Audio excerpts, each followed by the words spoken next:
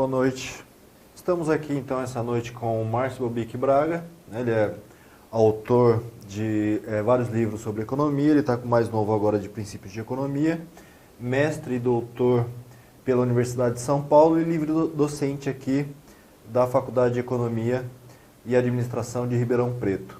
O Márcio ele tem grande conhecimento na parte de desenvolvimento econômico e economia da América Latina. Então, é um economista com um profundo conhecimento sobre o tema de economia de uma forma geral e, sobretudo, nessa parte de desenvolvimento econômico. Então, é um grande prazer de estar conversando aqui com o professor Márcio e gostaria, então, de passar a palavra, que o professor tem bastante coisa para falar sobre economia e desenvolvimento econômico. Bom, boa noite a todos. Gostaria de agradecer a participação de vocês nessa conversa. Também agradecer os meus alunos aqui da graduação de Economia da América Latina, que estão em sala de aula me assistindo. E saudar o professor Luciano. O Luciano é livre docente pela casa, um excelente acadêmico, mas também tem muita experiência de mercado e tem se destacado também na imprensa regional, com entrevistas, depoimentos, palestras. Bom, eu vou falar de um tema que é de extrema importância no debate atual sobre os rumos da economia brasileira. É um tema que não é só de interesse acadêmico, é importante, mas também é de interesses de empresários, consumidores e também governo, tá? Que é o crescimento econômico de longo prazo. Inicialmente, eu vou definir o que a gente entende por crescimento econômico de longo prazo. Tá? De uma forma bem simples e precisa, o crescimento de longo prazo pode ser entendido como uma situação em que o país experimenta altas taxas de crescimento do PIB por pelo menos uma década. Essas taxas de crescimento altas, elas permitem a solução de praticamente todos os problemas econômicos, né? Ela vai permitir uma redução da dívida pública, já que o crescimento implica no aumento das receitas do governo. Ela tende a reduzir a pobreza, porque você tem mais condições de agregar uma parte da população desempregada ao mercado de trabalho com renda, né? Ela tende a diminuir a violência, não que a violência seja apenas explicado pela economia, mas há uma correlação disso, inúmeros estudos internacionais, e ela tende a colocar o Brasil no lugar em que o país merece, né? Que é entre os países desenvolvidos, né? Então, é um debate extremamente atual para o Brasil e também para o contexto da região que a gente entende que é a América Latina, né? Onde você tem um potencial muito grande de relações. Tá? Não existe um único fator que explica o desenvolvimento econômico de longo prazo, ou crescimento econômico. Crescimento é o crescimento do PIB, e desenvolvimento econômico é um crescimento com os benefícios para a sociedade. Né? E como eu falei agora, não existe um único fator que explica. Na verdade, é uma combinação de fatores. E também eu queria destacar que as soluções não são fáceis. Tá? Primeiro, eu destaco que a economia é uma ciência humana aplicada, ela não tem a precisão absoluta da matemática, mas ela explica muita coisa. Tá? Eu sempre gosto de comparar com os meus alunos, tanto de graduação como de pós-graduação, stricto sensu, lato sensu, que a economia ela guarda uma relação muito íntima com a medicina. Né? Um médico, que é um profissional necessário, importante, né? Talvez seja a mais nobre das profissões, a medicina, o médico, ele não tem a cura para uma série de doenças. Né? O médico, muitas vezes, ele não tem um diagnóstico preciso, então ele faz um tratamento com ampla possibilidades de medicamentos, né? Então, e o economista funciona mais ou menos assim. Assim como nós não temos uma receita pronta para reduzir o desemprego, ou fazer a economia crescer, o médico também não tem uma receita pronta para curar inúmeras doenças crônicas. Porém, o médico, ele sabe como evitar as doenças e, uma vez diagnosticada essa doença, ele sabe ministrar o melhor tratamento possível. E, na maioria das vezes, você tem a cura. Tá? O economista também. Ele não tem uma explicação precisa para o problema do desemprego, por exemplo, mas ele sabe o que se deve fazer para evitar e quais são as melhores estratégias para reduzir o problema. Tá? Então, estou querendo falar sobre isso, né? Porque a economia explica muita coisa, né? E ela ajuda sim, junto com todas as outras áreas de negócios, nas decisões de consumidores, produtores e governo. Bom, voltando aí ao tema principal, que é a economia de longo prazo, como eu definia, a situação onde você tem altas taxas de crescimento do PIB por pelo menos uma década, né, no mínimo, né, é uma regra bem didática, né, mas ela está correta e é precisa.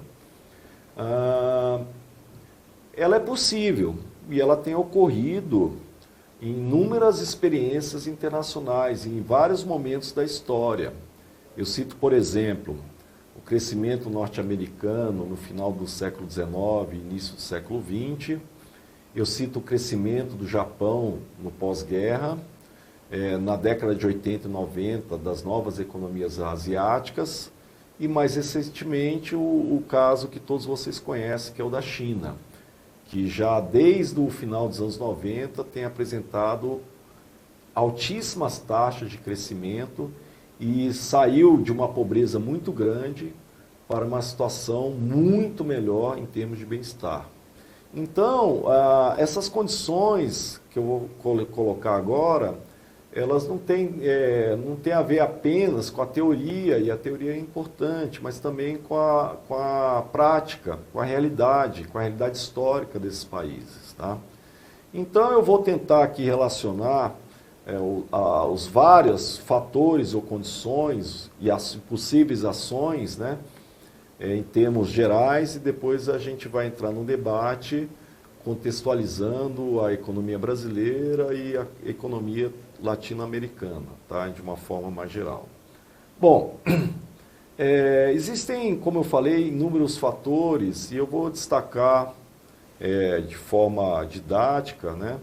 Não necessariamente na ordem de importância, tá? Tudo é importante, mas eu queria destacar aqui uma condição que é a estabilidade macroeconômica. O que a gente entende como estabilidade macroeconômica? Essa estabilidade, ela se estabelece quando você tem algumas condições macroeconômicas favoráveis às decisões dos agentes econômicos, não apenas empresários, mas também consumidores, né? Que é a estabilidade macroeconômica, né? O que a gente entende por estabilidade macroeconômica? Bom, primeiro, e não necessariamente na ordem de importância, mas primeiro, estabilidade inflacionária, né?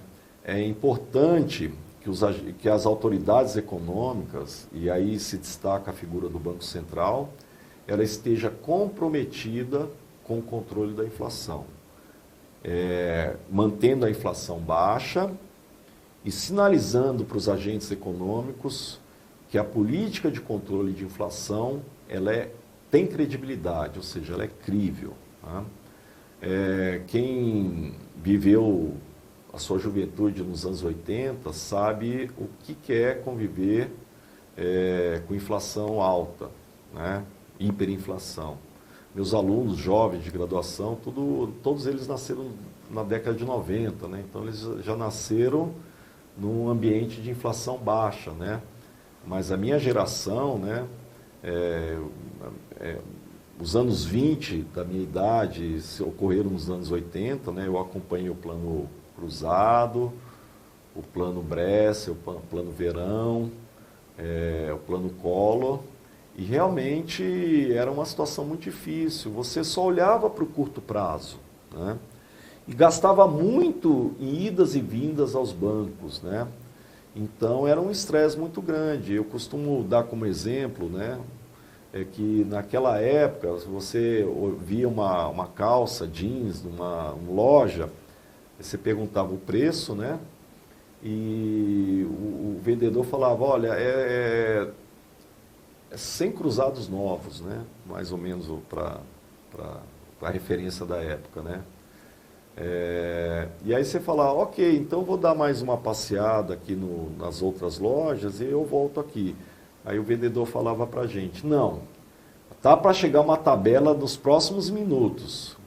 Cuidado, se você não comprar logo, você vai ter um preço maior. Hoje não, hoje você vai numa loja e pergunta qual o preço da calça jeans, o sujeito fala 100 reais, né? Ok, então eu vou fazer uma outra pesquisa e se eu achar um bom preço eu volto. Aí o vendedor entrega um cartão, olha, volta sim, a gente cobre qualquer custo, toma o meu cartão, fala comigo que a gente faz qualquer negócio, né? Quer dizer, esse exemplo, bem simples, engraçado até, ele mostra o quão é difícil conviver numa situação de inflação alta comparado com a situação que hoje nós vivemos, que é de uma inflação muito baixa, né? Então, é necessário um comprometimento, principalmente das autoridades monetárias, com o controle da inflação. Uma outra questão diz respeito às finanças públicas, né? Aqui eu queria destacar que um país como o Brasil, que tem inúmeros problemas sociais, saúde, educação, pobreza, violência, ela acaba demandando uma ação mais forte do Estado, né? E acaba sobrecarregando o Estado, né? E aí é uma coisa cruel, porque essa sobrecarga ela vai impactar nas contas públicas, que é a persistência do déficit público e a elevação da dívida pública como percentual do PIB, né? Então, é uma coisa já consenso na literatura e nas experiências internacionais, que se você não presta atenção a essas questões das finanças públicas, o país pode entrar numa trajetória de baixo crescimento e de crise econômica, né? Então, é necessário uma estrutura tributária que seja ao mesmo tempo simples, ou seja, que incentive que os agentes paguem os impostos e que tenha um retorno, né? É importante também, não apenas isso, né, mas a questão tributária é fundamental, mas também no que diz respeito às boas práticas da administração pública, né? É tão importante quanto conter gasto público, é necessário você melhorar a eficiência do Estado, né? Mas tem uma pergunta aqui, é do Kaique de Campinas. Ele está perguntando por que o país teve uma inflação alta. Olha, eu vou responder essa questão, depois eu vou pedir porque aí eu vou fazer a minha linha de raciocínio, mas é o Kaique, né? Kaique, há muitas controvérsias, né? Mas se você olhar os dados, os números, emissão monetária, né? Que é uma das causas, que é a causa básica, né? É muito controversa, porque ela está muito ligada ao monetarismo, né?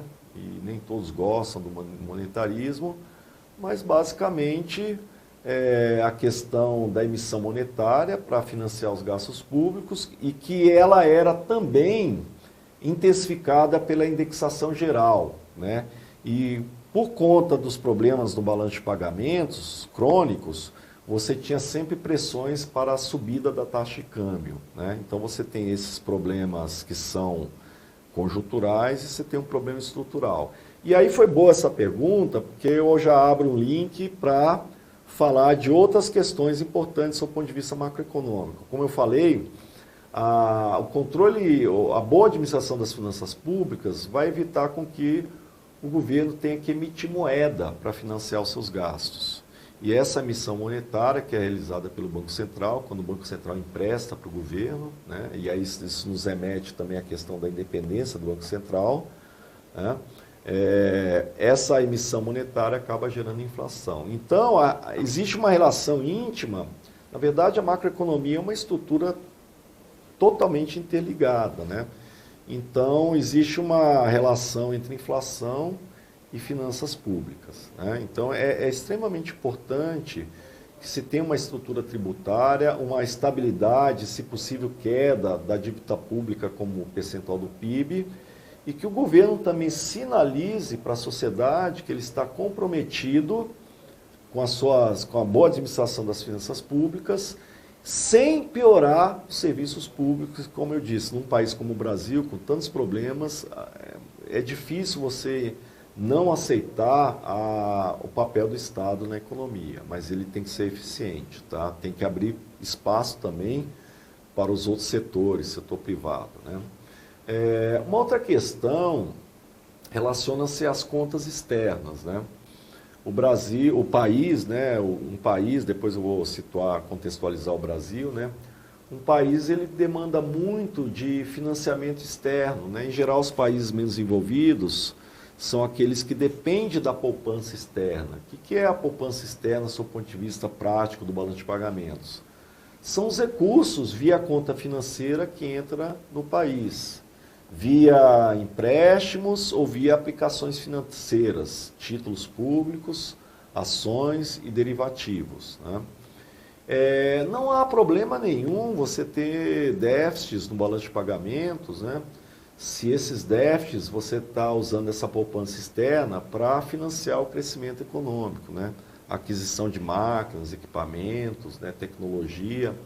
O problema surge, como todas as situações da economia, da pessoa física, jurídica, né? É que quando você aumenta a sua dívida externa, ela entra numa trajetória explosiva e você não tem como pagar, ou você sinaliza que não tem como pagar. Qual é a consequência disso, né?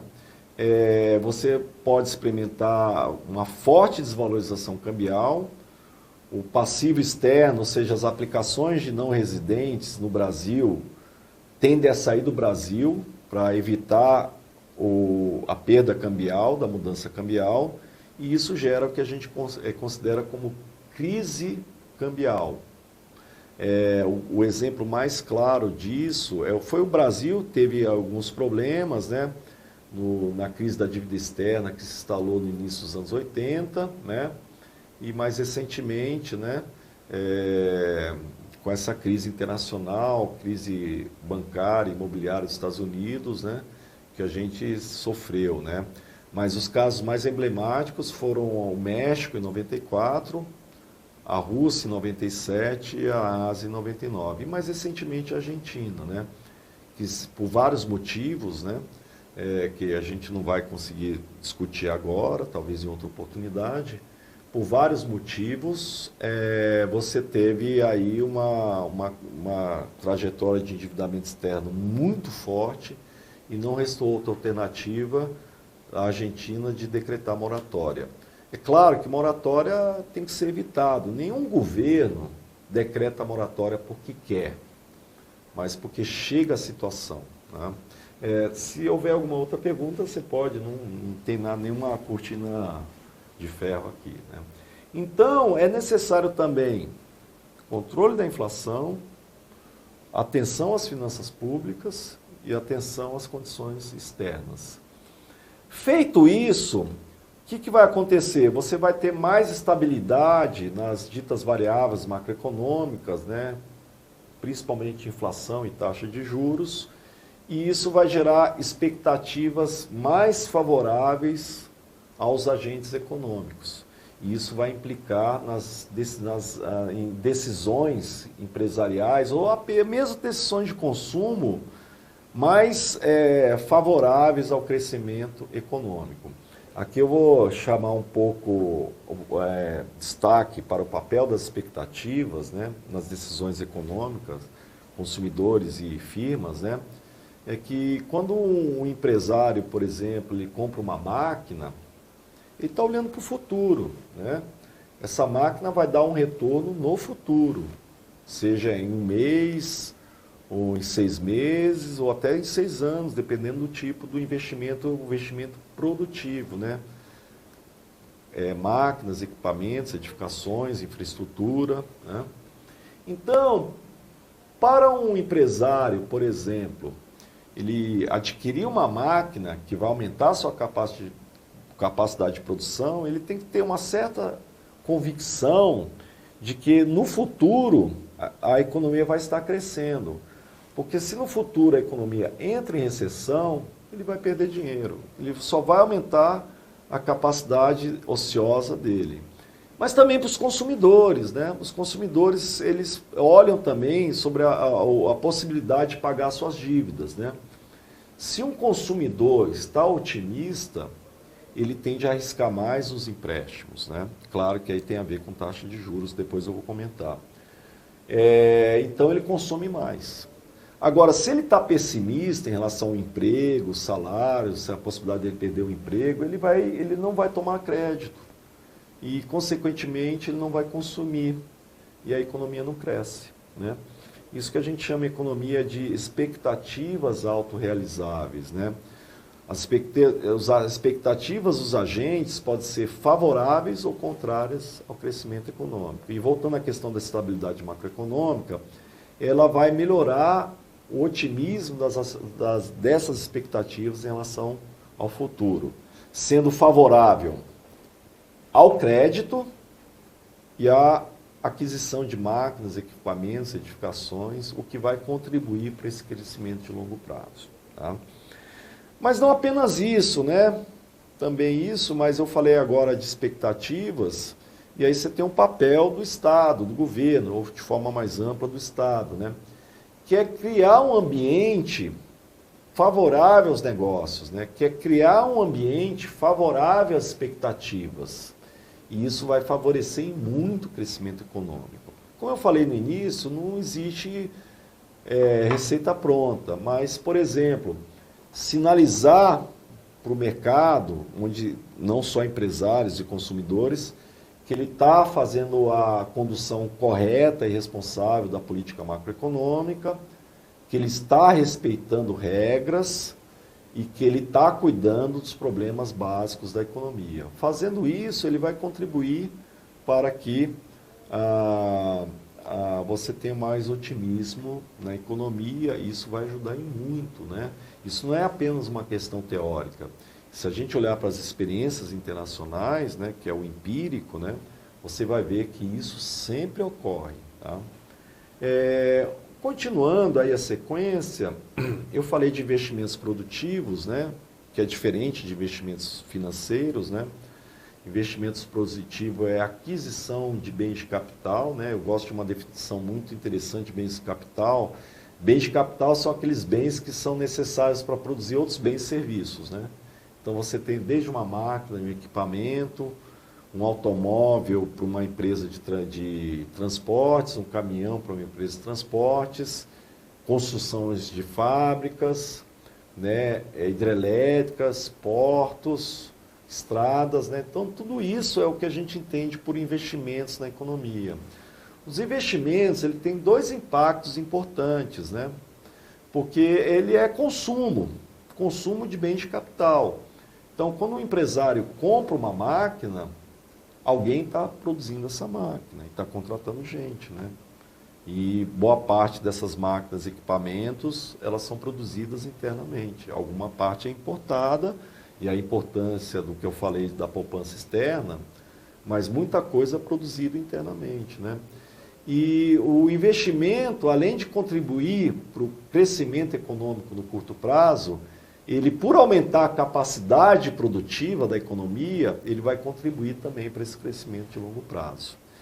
E os investimentos, eles são extremamente sensíveis às expectativas, como eu falei. Para eu construir, ampliar minha fábrica, eu preciso ter certeza que vai ter demanda no futuro, que não vai ter quebra contratual, que não vai ter mudanças de regra, né? Então, é necessário que se pense em condições ideais para o investimento.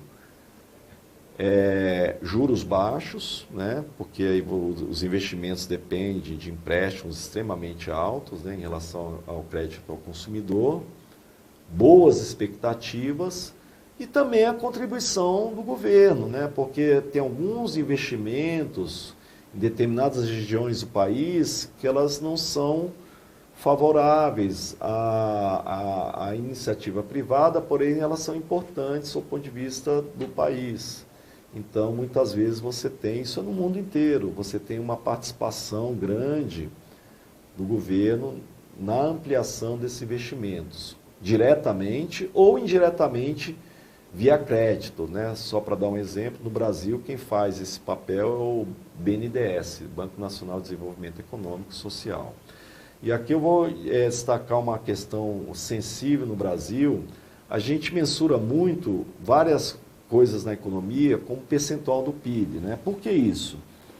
Se você perguntar para vocês, olha, fulano de tal deve 100 mil reais, ele deve muito ou pouco? Depende da renda dele, da riqueza dele, né? Para isso vai ser o dinheiro de gorjeta que o cara dá, se o cara for muito rico, né?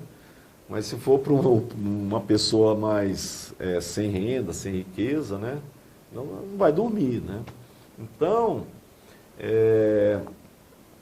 a gente sempre relativa essas variáveis macroeconômicas como percentual do PIB. Então, a gente considera, para avaliar o investimento do país, que não é só governo, é setor privado também, a taxa de investimento, ou seja, o volume de investimento agregado como percentual do PIB.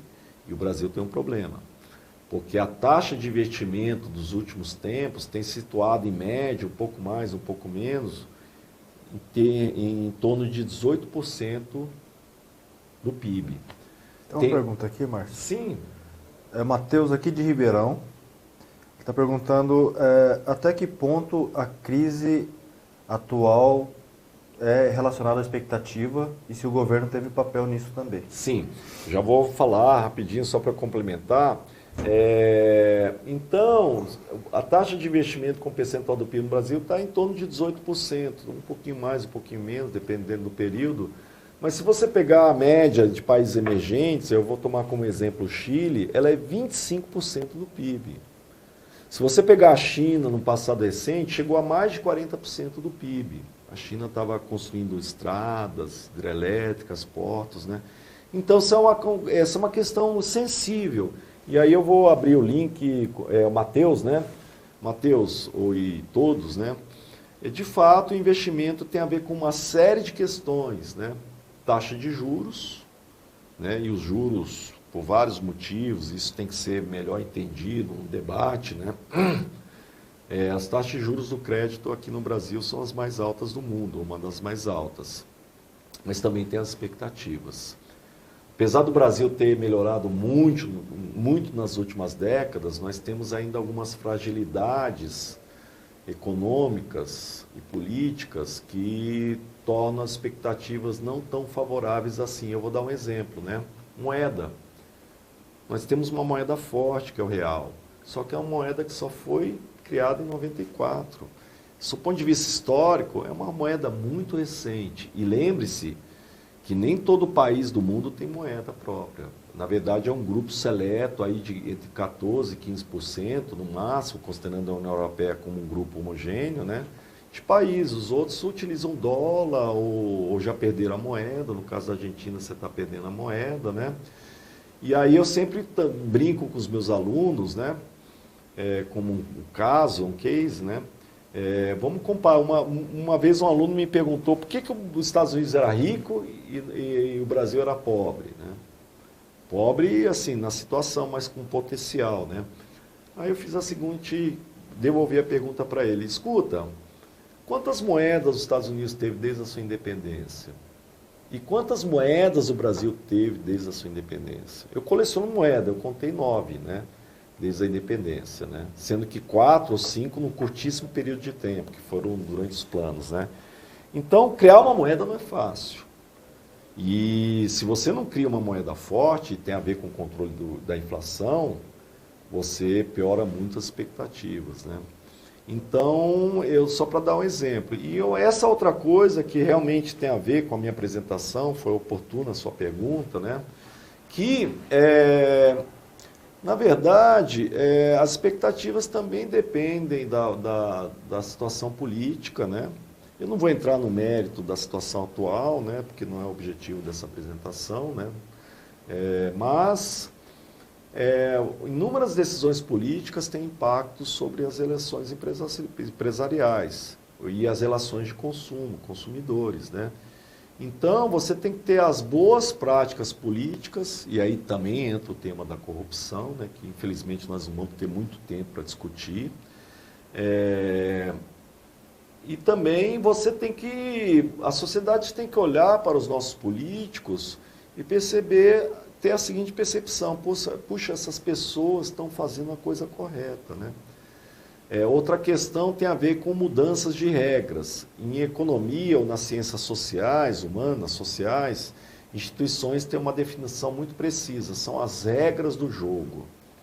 Ou seja, a Constituição, as leis formais e mesmo também as leis informais, que têm a ver com cultura, religião, tradição histórica, né?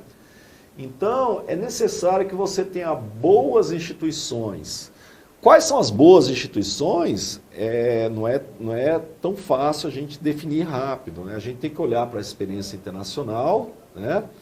E também a gente tem que debater com a sociedade, né? Via Congresso, governo, judiciário, governo federal, né? Mas eu vou dar aqui alguns exemplos, né? Por exemplo, na época dos planos de estabilização inflacionária com base em congelamento de preços e salários, esses planos eram quebra de contratos. Então, cada plano gerava uma incerteza muito grande entre os agentes econômicos, né? Então, você não pode ter quebras de contrato, né?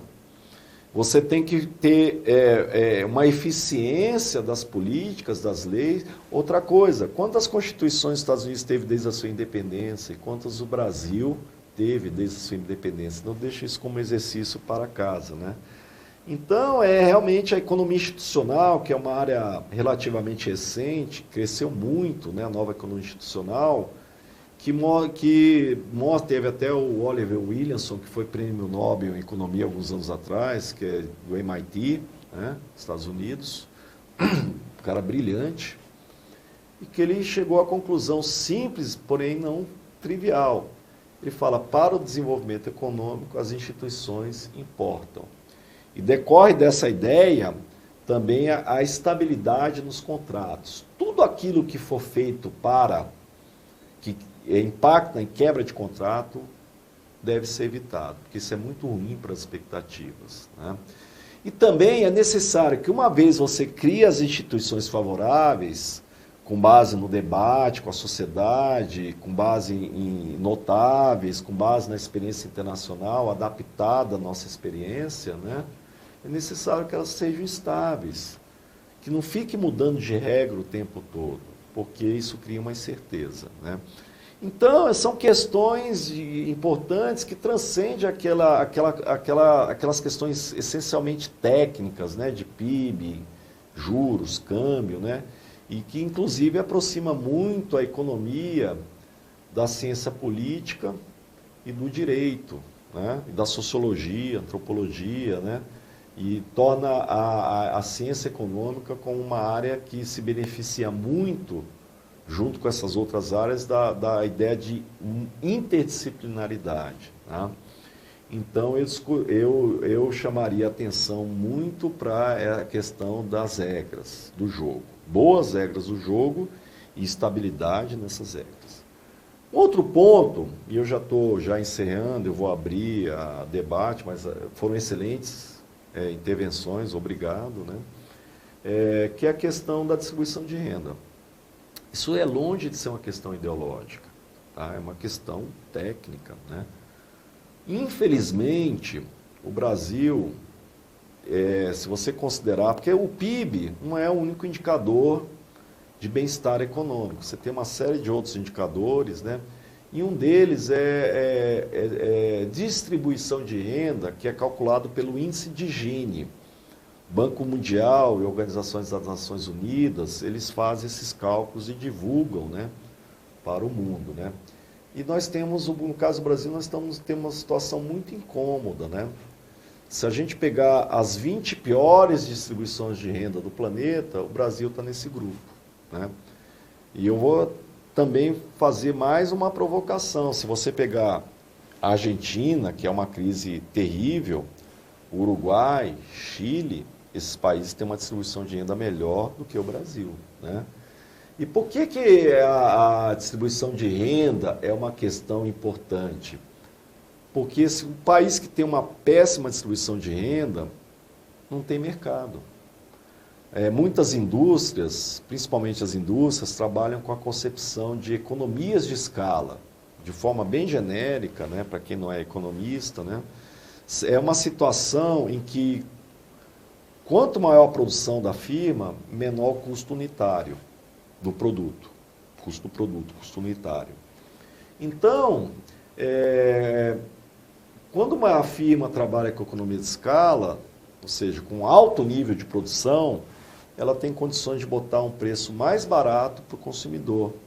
E ela tem condição de obter o maior lucro, o que é o melhor dos mundos, porque você beneficia tanto empresários quanto consumidores. Porém, quando você tem uma péssima distribuição de renda, você impede com que essas empresas elas sejam mais eficientes, porque esse grau alto de produção vai depender do mercado, e o mercado é limitado. E aqui eu dou um exemplo, e não é só isso, mas é também isso, né? Por exemplo, um automóvel nos Estados Unidos tem um custo muito mais baixo do que um automóvel no Brasil. E uma das explicações é que lá as firmas automobilísticas, a indústria automobilística, ela consegue explorar as economias de escala, porque tem mercado, né? Isso é uma questão extremamente polêmica, eu não vou entrar em detalhes, mesmo porque do nosso tempo, daqui eu já vou voltar ao tema geral, mas a sociedade tem que debater isso. Uma outra questão, só para finalizar esse penúltimo ponto, né, é a questão dos bancos, né? Porque os juros do bancário no Brasil são muito altos, né? E você tem inúmeras explicações. Uma delas é que você não tem escala, né? Nos Estados Unidos você tem inúmeros bancos, porque tem mercado. No Brasil você não tem mercado suficiente para você ter um número alto de bancos, né? Então você limita a concorrência e limita também a possibilidade dos bancos explorar as economias de escala, porque o custo do crédito é um custo fixo muito alto, né? Então, a questão da distribuição de renda, que pode, nesse debate hoje no Brasil, tem muita coisa a ser chamada de ideológica, mas ela não tem nada a ver com ideologia. Ela é uma questão fundamental, porque vai criar mercado e vai criar maiores lucros e vai criar vai contribuir para esse crescimento do longo prazo. Bom, agora eu vou falar que seria o último, né? Uma última condição, né? Que talvez seja a mais importante de todas, condição necessária. Sem isso, um país não cresce, que são as inovações tecnológicas. Em economia, você tem várias áreas do conhecimento, principalmente na macroeconomia, mas me parece ser um consenso de que a condição básica necessária para um crescimento de longo prazo são as inovações tecnológicas. Principalmente se o país quiser ter uma relação mais próxima com o mercado internacional. Tá? Vou voltar ao caso brasileiro, né? No caso brasileiro, de uma forma mais ampla, no caso da América Latina, por razões históricas, né? Onde você inovou em tecnologia, o país deu certo, a região deu certo. Eu vou dar 2 exemplos. A soja do Cerrado e o complexo do açúcar. Houve muita pesquisa tecnológica. Eu lembro que eu sou da região de Goiás, eu lembro que nos anos 70, o Cerrado não dava nada, o preço da terra é muito baixo. Mas aí com pesquisas científicas, aí eu vou destacar, sim, o papel das empresas privadas, mas também o papel da Embrapa, empresa brasileira de pesquisas na área rural, né? Me deu um branco aqui no significado, mas todos mundo conhecem. Aí eu retorno à questão do papel do Estado, né? Que ele também pode ser um facilitador das inovações tecnológicas. E hoje a soja do Cerrado é uma das mais produtivas do mundo. O açúcar, o complexo do álcool do açúcar, também é um dos mais eficientes do mundo. E são produtos, açúcar e soja, que fazem parte itens que fazem parte dos grupos que são os principais itens da nossa balança comercial, né? Então, onde o Brasil implementou uma revolução tecnológica, deu certo, mas é necessário mais, tá? E isso também a gente fala da história dos países hoje desenvolvidos. Estados Unidos, início do século XX, indústria automobilística, Ford, né? Foi inovações tecnológicas, engenharia, sinergia entre empresas de energia, empresas de pneus e borracha, né? Alemanha, né? No pós-guerra, Japão no pós-guerra. Como que o Japão investiu em tecnologia? E mais recentemente a China, né? A China, a gente às vezes pensa, produto falsificado de baixa qualidade. Não. Os produtos legais chineses são de altíssima tecnologia, tá? E como criar tecnologia? São várias coisas, mas eu vou destacar uma, que é melhorar a qualidade do nosso capital humano. E para isso nós temos que investir de forma prioritária na educação. Educação básica, universitária, pós-graduação. Isso é só olhar para o mundo, né? Quais são as melhores escolas em todos os níveis do mundo? Elas estão lá nos Estados Unidos, estão na Europa, estão na Ásia. A China, no início do seu milagre, não tinha um sistema educacional muito bom, mas mandou gente para as grandes universidades do exterior, Estados Unidos, Europa. Esse pessoal volta e melhora a educação. Não é só dinheiro, é também eficiência, tá? Mas a educação, ela constitui uma das condições básicas. Por quê? Porque aquela criança que está aprendendo na escola vai ser a mão de obra do futuro. Se ela tem um bom aprendizado, ela vai ter uma produtividade maior. Se ela não tem um bom aprendizado, a produtividade dela vai ser baixa, o que vai comprometer o crescimento. E aqui eu vou destacar o papel da universidade. No mundo inteiro, em vários momentos da história, as tecnologias nas diversas áreas, medicina, engenharia, negócios, né, biologia, farmácia, surgiram nas universidades, né? Então, é extremamente importante que você tenha essa preocupação com educação, tecnologia, capital humano, tá? E que realmente a educação, junto com esse conjunto de fatores que eu discuti, tenha a sua prioridade bem colocada, tá? Então, é mais ou menos isso que eu gostaria de falar para vocês, né? É muita coisa, eu tentei aqui ser o mais didático possível. E só um momento, antes da gente passar para as perguntas, o debate, né?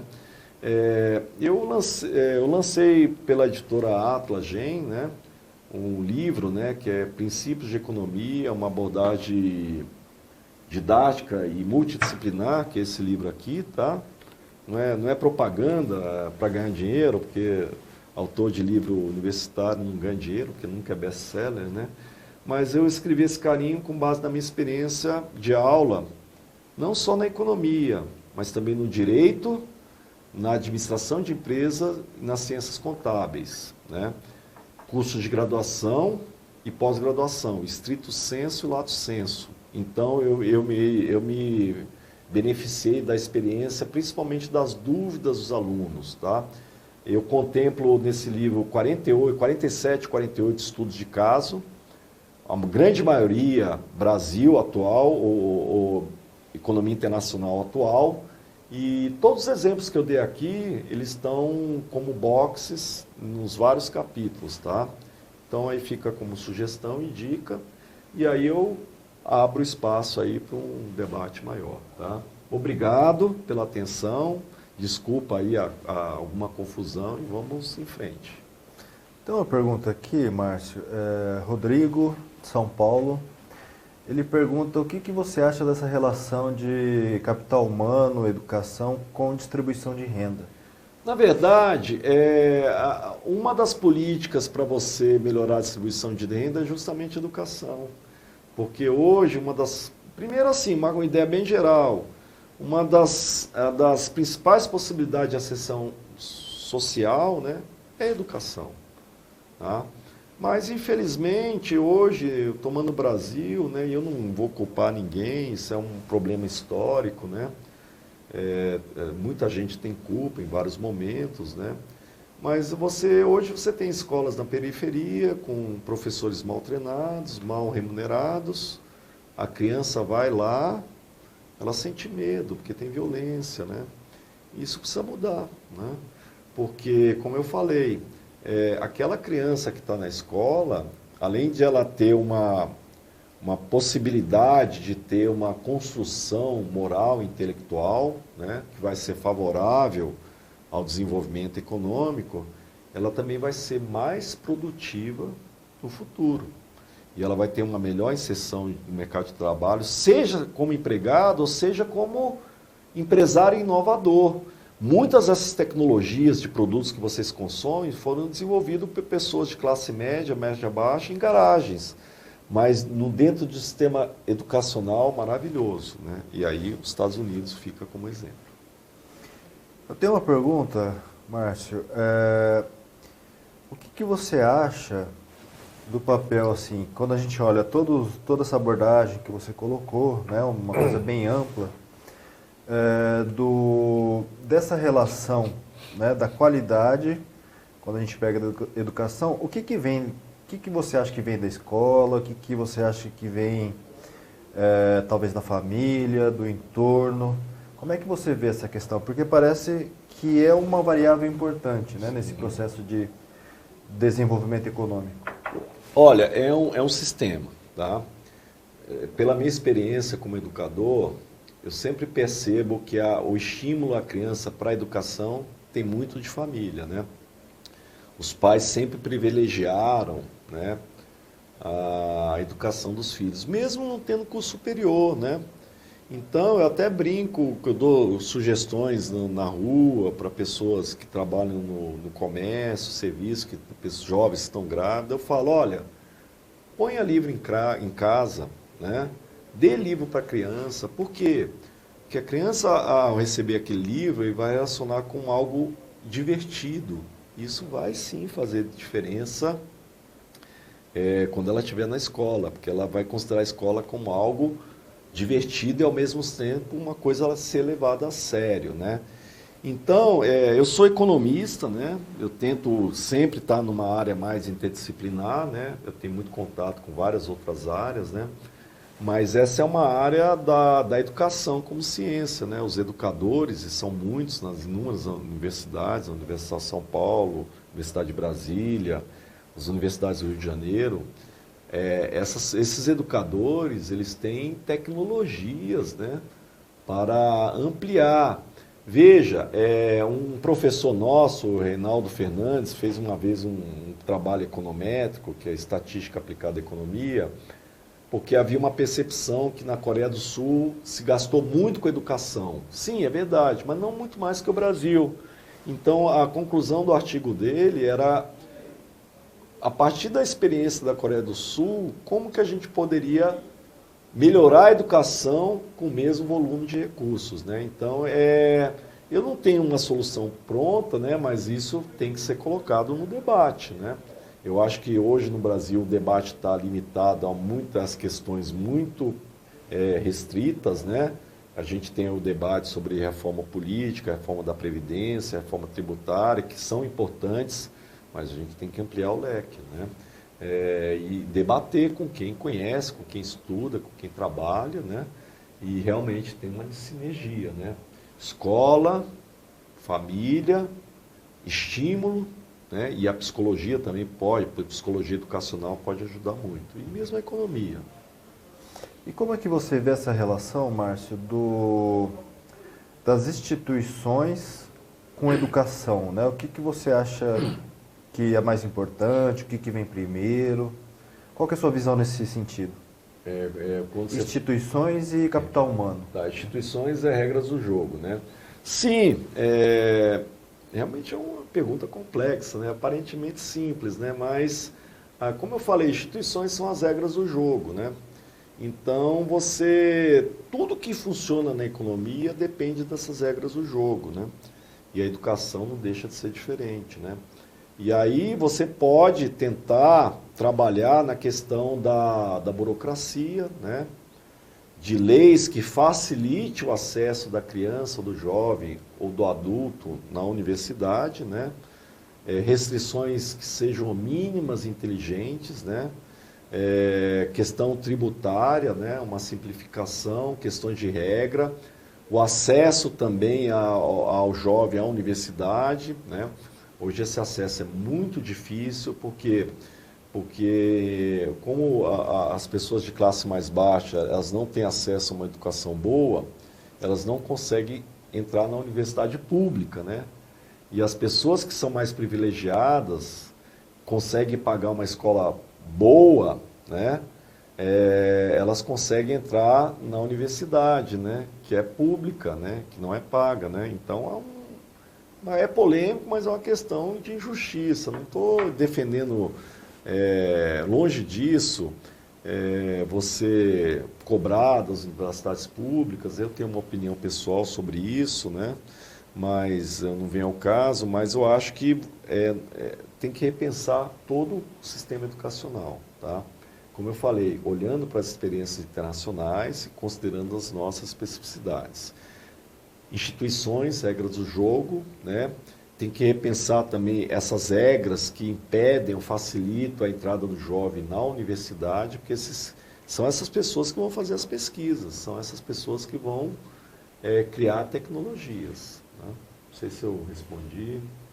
Sim, a gente acho que frisou bastante essa questão da educação, capital humano, e por um lado a gente tem um aumento, né, da escolaridade das pessoas no Brasil, aumentou bastante dos anos 70 até hoje, mas por outro lado a produtividade tem ficado estagnada, a produtividade do trabalho. O que será? Qual é a sua visão nesse sentido? Na verdade, isso é uma pergunta importante, né, porque isso tem a ver com o método estatístico na economia, né? E se você não prestar bastante atenção, você pode ver correlações com relação de causalidade diferente, né? De fato, a educação melhorou, sem dúvida, nos últimos tempos, né? Ela piora e depois ela melhora, né? Isso são os dados, né? Você tem aí os colegas aqui da escola, de outras universidades que trabalham com a economia da educação, que trabalham dados, que fazem comparações internacionais. Mas eu ia sugerir uma resposta, né? Que assim, se a educação não tivesse melhorado, a produtividade estaria pior ainda, né?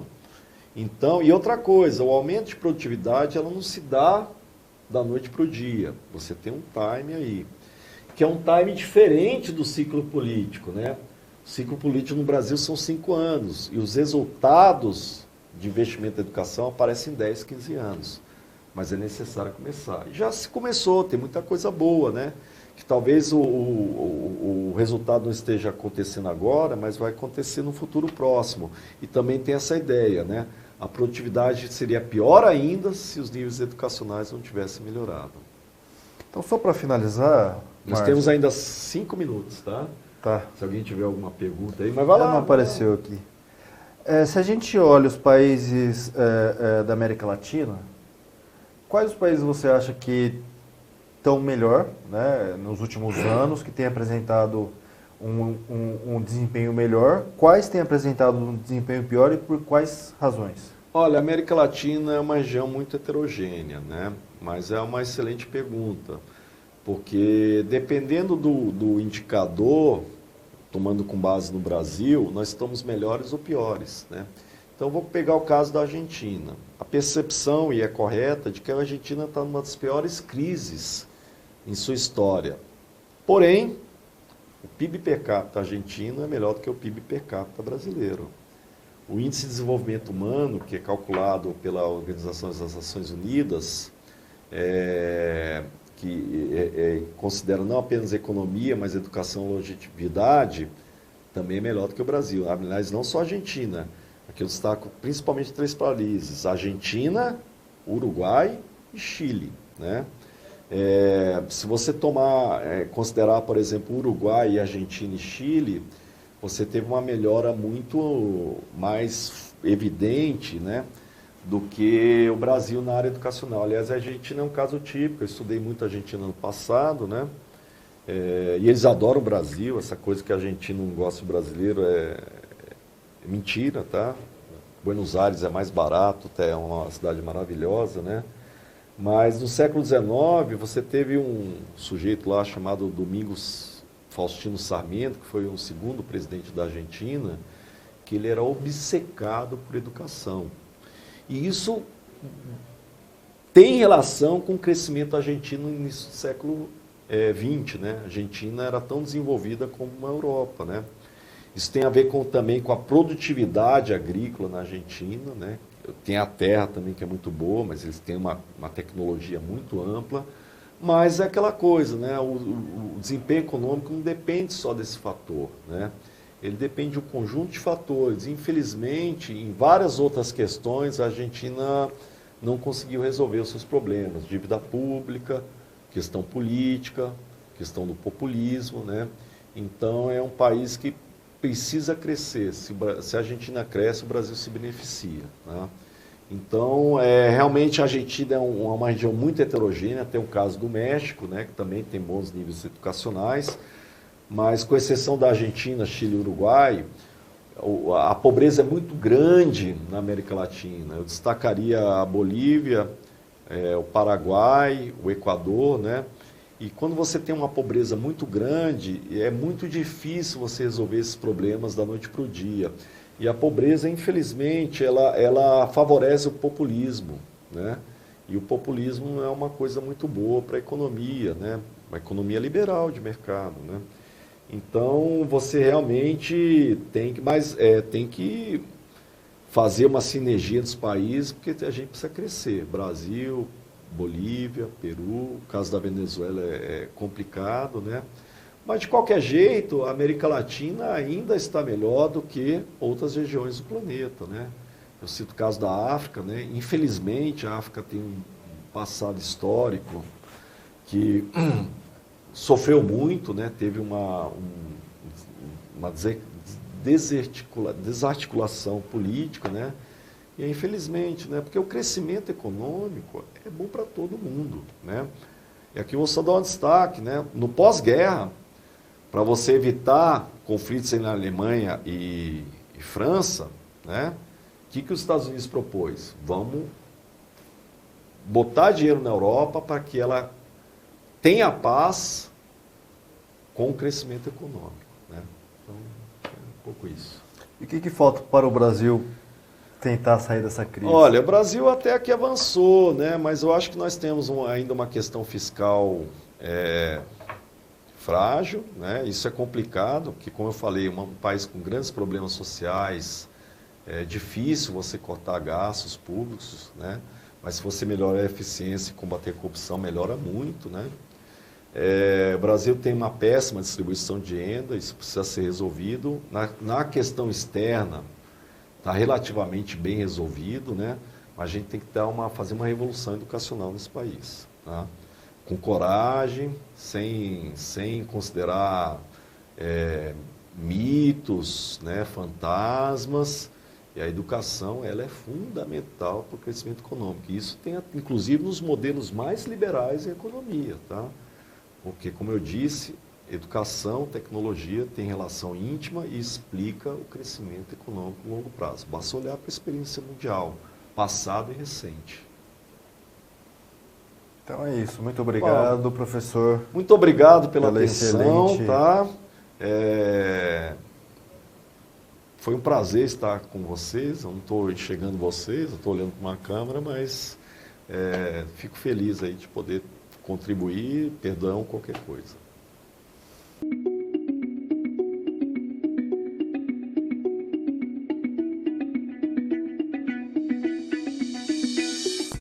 Você mais experiente, prático, atento, qualificado, mais crítico.